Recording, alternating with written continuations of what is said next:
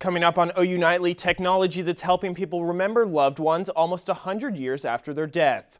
OU students by the thousands lend a hand to surrounding communities, and 20 years cannot erase the dreadful memories of the Oklahoma City bombing. OU Nightly starts now.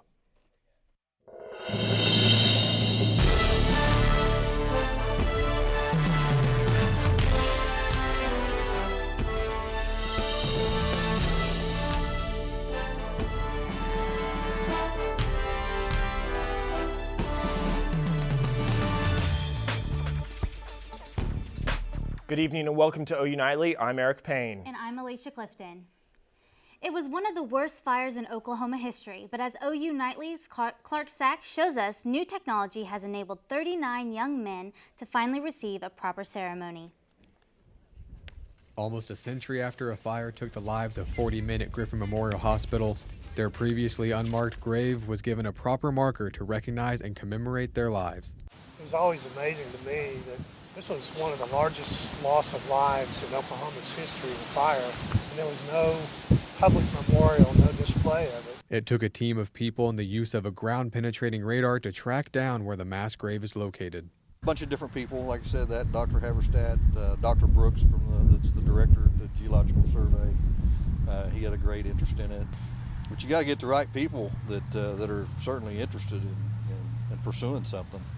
And sure enough, we did. After years of hard work from all those involved, the young men who lost their lives in the 1918 fire will now forever be remembered by the community. Clark Sachs, OU Nightly. Alrighty, well, it looks like it has been incredibly wet and dreary all morning but long. it has lightened up since this morning. Are we going to expect more of that, Braden? Well, guys, right now we do have some clearing here in the central portions of the state here looking at Oklahoma City. But what was a forgiving rain and forgiving drought event has turned into a flood event in eastern Oklahoma. This rain will continue to push off to the north and to the east as we go on further into tonight. Actually, right now we have a few flash flood warnings in eastern Oklahoma here in Haskell, McIntosh, Muskogee, Pittsburgh, and Latimer counties. It's been extended further east just recently to encompass the rest of the the Fort Smith and southeastern Oklahoma area.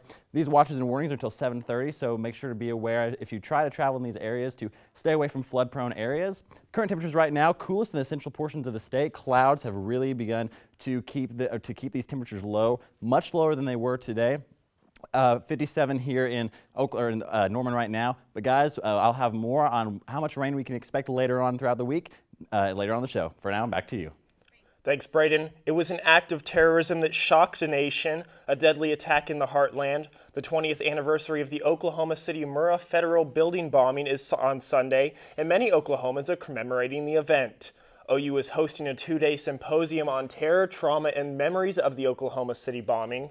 Experts from across the country will discuss the community and media's response to the deadly event. The symposium kicked off this morning with a panel discussion about the credibility of reporting and how cartoonists portrayed bomber Timothy McVeigh.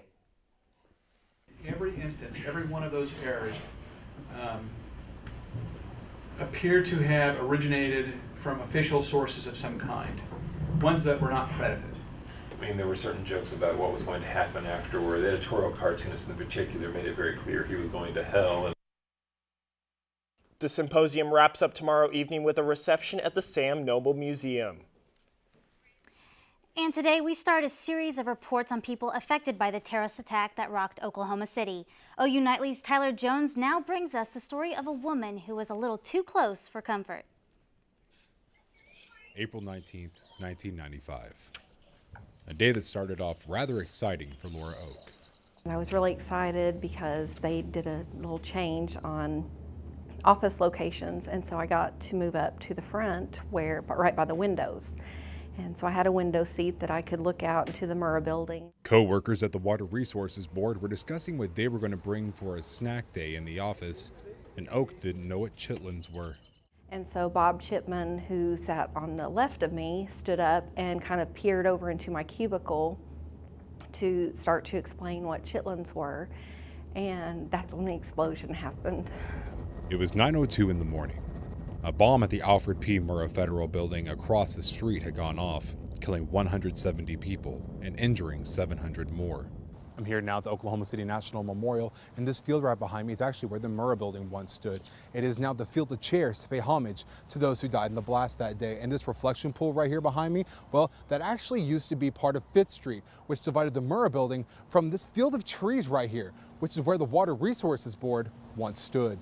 Oak, 6 months pregnant at the time of the bombing, explained to me what she remembers the blast feeling like. But it felt like a pressure or sensation go over my entire body, and I screamed, and I didn't know what was going on because I thought it was just something wrong with me or my baby. And recalls the injuries that she sustained. My arm had been cut open, and it was cut all the way down to the bone. I had a cut on the top of my head, and so I was bleeding down my face. That my back was covered with glass. And thank goodness I was not working on my computer at the time, because all of that glass would have been all over the front. But when she spoke of her husband seeing her in the hospital, her emotions got the best of her. Whenever he got up there,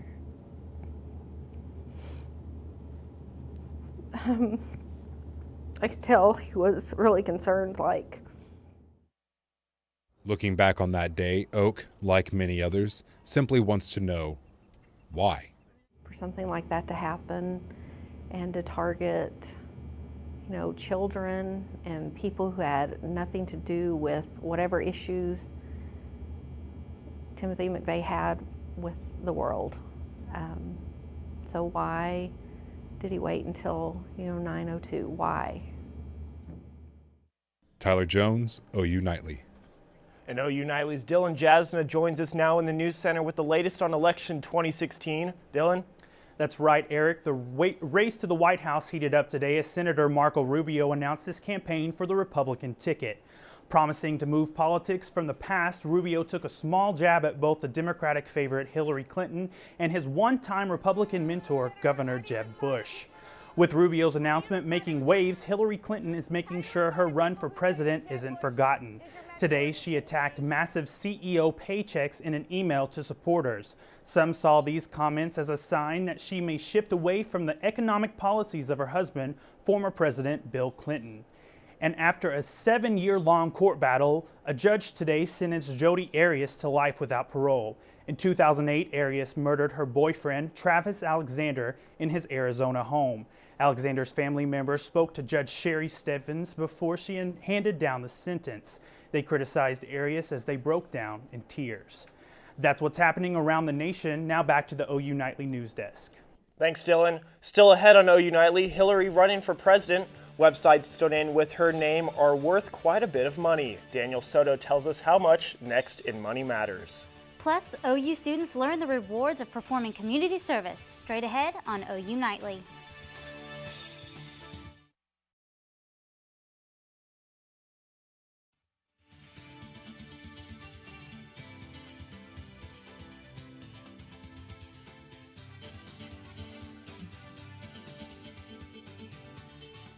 Welcome back to OU Nightly. Daniel Soto joins us now at the desk for a look at Money Matters. And Daniel, the Federal Reserve saw some big numbers come in this year. That's right, Matt. The Federal Reserve saw its profit increase to a little over $100 billion, which is 30% greater than in 2013. $96 billion went to the Treasury. The Federal Reserve purchased bonds and securities during the recession, resulting in more money invested into the economy. This promoted economic growth and resulted in higher stock prices. Fed's Chair Janet Yellen said the Fed has around $800 million in bonds and securities that will potentially increase in value over the next 2 years. Starbucks announced today they are ending the Race Together campaign. CEO Howard Schultz said taking the phrase off of each cup was the right step for the organization. The initiative was created as a way of encouraging discussion about racial relations in the U.S. Other parts of the Race Together initiative will still be effective, including hiring 10,000 unemployed young people within the next 3 years and allowing open conversation for employees to talk about race. Well, 9 years ago today, one of the most popular media outlets flew into the public, sparking a pop cultural trend that continues today. Saturday was Twitter's birthday when co-founder Jack Dorsey sent the first tweet on March 21st in 2006. Companies, celebrities, and other public figures used the social media tool along with the millions around the world. It truly was the start of the hashtag universe we know today. Now, while most of us might not think about retirement, a new report might help with thinking about where to go. CNN Money recently released a list ranking the top 10 states for retirement. States were ranked based on cost of living, tax rates, crime rates, health care, and weather. The top honor went to Wyoming due to its low tax rate of around 7% and the 5th lowest crime rate in the nation. Other states on the list included Colorado, Utah, Idaho, and Virginia. Oklahoma, however, did not make the list, unfortunately. And what time is it? Well, for some, it's time to finally wear an expensive Rolex. 11 James, a luxury watch company, is offering members a chance to rent a number of different luxury watches, including Rolex watches. Members can wear them for a few months and can change watches if they want to, but with pricey watches comes pricey rental prices. The cheapest membership is around $200, while the most expensive costs to around $14,000 a year. Well, still, I would love to rent a Rolex watch, but I'm not quite sure I have $200 to spend. I gotta say, I'm guilty of having a little bit of a watch obsession, so I think that's something that I could get into. Well, hey, maybe this is the time for that kind of... Oh, I like what you did there. No pun intended or pun intended? It's up to you. I'll say pun intended. Thanks a lot, Daniel. If you weren't quite ready for your relaxing spring break to be over, we have a little bit of good news for you. There's a chance for you to slow down and relax right here in Norman. A Meditation 101 classes will be held at the Norman Public Library next Monday at 6 p.m. Beginners are welcome, and if you broke the bank with your spring break trip, don't worry, this class is free. Well, still ahead on OU Nightly, the football boys are back to work. And they weren't sporting the traditional crimson or cream jerseys. Indeed they weren't. And we have Mandy Bailey standing by with weather.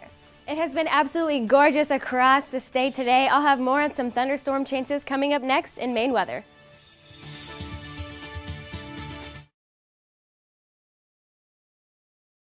Welcome back to OU Nightly. Now taking a closer look at those temperatures across the state. It has been very warm across most of Oklahoma. You can see up here in Woodward, we're seeing temperatures in the upper 70s. Over here in Norman, 75 is the high this afternoon that we have reached. So that is a little higher than that 74 temperature I talked about earlier. Now, as we head into tomorrow, we will have some relative humidity values that are going to drop. Now, this is going to combine with some very heavy winds and increase fire danger. There is a fire watch tomorrow. You can see here in Norman, we are going to drop as we head into tomorrow afternoon, and as we hit tomorrow evening, those values will continue to drop. Now, winds, as I mentioned, are going to be very strong tomorrow. 15 miles an hour here in Norman, up north closer to Enid, seeing more like 13 miles an hour, and these are going to vary as we go throughout the day, but they're going to sustain pretty well here in Norman. 16 miles an hour there Tuesday afternoon and evening. Now, we have some precip here on Wednesday that is possible. In the morning, the state is going to be pretty clear, but as we head throughout the day, we do have a line that is going to develop east of Oklahoma City, and that is going to continue moving east as we head throughout the rest of the day. Now that it is spring, though, we do have a chance for severe weather. We do have a severe weather outlook for the day tomorrow. This yellow area is the slight risk area, so there is a possibility for some strong storms and even a few tornadoes. And we also have a severe weather outlook that does include Oklahoma City here on Wednesday. That also extends to our north and to our east. So a few things to remember now that it is spring and storm season. Make sure that you are prepared. You have a plan. Be weather aware. Know what storms may hit your area if you are planning on traveling, and get a weather radio if you don't have one, because if power goes out, you need something to be able to tell you where the storms are and what they're going to do. Now, as we look at tonight, as we head into the evening, that temperature is going to drop down into the upper 50s here in Norman, and tomorrow as you're out the door, that high is going to be 80 degrees, so it's going to be really sunny and beautiful outside tomorrow. So more warm weather ahead of us across the state. Those temperatures tomorrow morning are going to quickly warm up to high of 84 there in some portions of the state, so it's going to be a very warm one on your day tomorrow. Taking a look at that 7-day forecast, we are warm here on Tuesday and Wednesday, and then we drop down on Thursday after those chances of storms do move through the area, and we start to slowly warm up as we head into the weekend. But guys, it is spring, and so lots of sun and a few storms ahead. That 7-day does look kind of nice though, besides the rain, but it looks nice. Overall, pretty good. All right, thanks a lot, Mandy. You're welcome. Thank you. Coming up on OU Nightly, we have Haley here with a look ahead at what's coming up in sports. Haley? The Sooners are on to the Sweet 16 after a nail-biting win yesterday. We'll show you the play of the game and hear from Buddy Hield about his big block next in sports.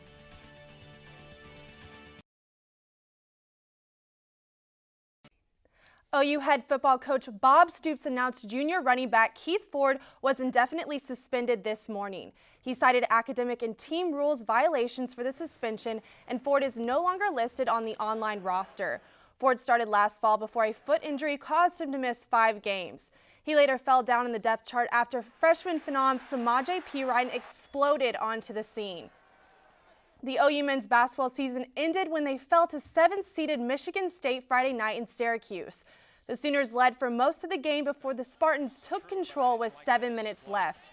Junior guard Buddy Hield was the only bright spot on the offense with 21 points. The Sooners are a young team, only losing forward Tashawn Thomas from their starting lineup. Proud of our guys. It's disappointing in the short term, like can't imagine, but still, this group's worked hard. They've enjoyed being in the gym. They've enjoyed battling for each other, and they've taken some good steps. We've got a long way to go, but again, good fight tonight. Just to credit Michigan State for doing things better down the stretch than we did. This group's done a good job of making progress as a program, progress as a team. Certainly they've elevated our starting point going into next season without any question. When you play against good people, it's going to come down to making that play or two. And again, most of our guys are back, and they'll learn a lot from this experience. It's been a great couple weekends, and as disappointing as it is right now, we'll still benefit from it and learn from it. And I know this group will enjoy getting back to work in due time. We'll have plenty more on the Sooner seasons tonight on Sooner Sports Pad. Let's throw it over to Mason Prince for a preview. Mason? Thanks, Haley. We have a big night tonight on Sooner Sports Pad. You can see us live at 7:30 on Fox Sports Oklahoma or at 9:30 right here on OU TV. We'll talk with freshman big man Kadeem Ledden about the disappointment in the Sweet 16. We'll have a feature story on freshman gymnast Natalie Brown, who also has a singing career going. Hey, me too. And the Pride joins us live in studio. Don't miss us here on Sooner Sports Pad. Back to you, Haley. Thanks, Mason. Junior guard Buddy Hield was named the Associated Press All-American Third Team. Hield won the Big 12 Player of the Year award earlier this month after leading the conference in scoring. He joins Iowa State's George Niang on the third team as the only Big 12 players named to any of the teams. Hield has not yet announced whether he'll come back for his senior season or make the jump to the NBA. The Sooner Curling Club won the Denver Collegiate Bond Steel this weekend, taking 3 of the 4 matches they played in. But moving on from the ice to the desert, the Oklahoma City Thunder picked up an important win last night in Phoenix against the Suns. Russell Westbrook continued his magical march, shaking off a bad start to score 33 points. Westbrook added 9 boards as the Thunder came back from 20 points down to beat the Phoenix Suns 107-97. They now sit 2.5 games in front of New Orleans for the final playoff spot with 8 games left. And how's this for giving Bill Belichick a heart attack? 4-time Super Bowl winning quarterback Tom Brady was on vacation with supermodel wife Giselle, and the quarterback decides to go for a dip. But the pool is 40 feet down. Not sure the coach is too happy seeing this footage. That's definitely the last thing any coach wants to see their superstar quarterback doing during the offseason. Exactly, yeah, but all the Patriots fans were just like holding their breath at the same time yes, too. Like, oh exactly. My God, I mean, he's Tom Brady. Come yeah, on, he can do he's all. superhuman, isn't he? Especially with Giselle. That's right. All right. Well, Thank thanks you, a lot, Haley. Haley. Still to come on OU Nightly, we'll have another look at that 7-day forecast. And why public servants may start having killer stereos. Straight ahead on OU Nightly.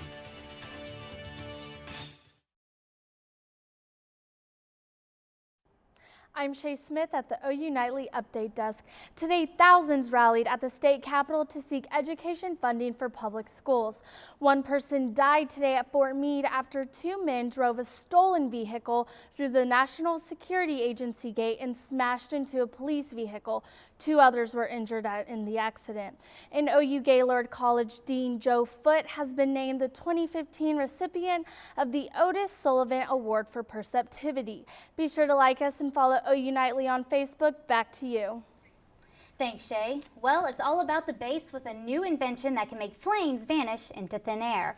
2 engineering students in Fairfax, Virginia have created a device that can snuff out fires with sound. The device produces low-frequency sound waves that can blow flames out. Using sound to put out fires is a clean method that doesn't leave behind chemical residue. This device's sound may not become a new hit song, but if you aim it at a fire, it can make the flames disappear. I'm still trying to wrap my mind around sound putting out fires, know. but they're a lot smarter than me, so. I agree. Let's take another look at that 7-day real quick. All right, well, looking ahead to the rest of our work week, we should have a pleasant week. 85 for your Tuesday with a chance of showers and thunderstorms all week long, basically. You're going to want to have that car in and out of the garage to protect it from hail damage. We have a slight chance of hail before you have a cool down in the weekend. All right, great. Well, thanks for watching OU Nightly, brought to you by the Gaylord College of Journalism and Mass Communication on the campus of the University of Oklahoma. We'll see you here tomorrow at 4:30. Have a great evening. Good night.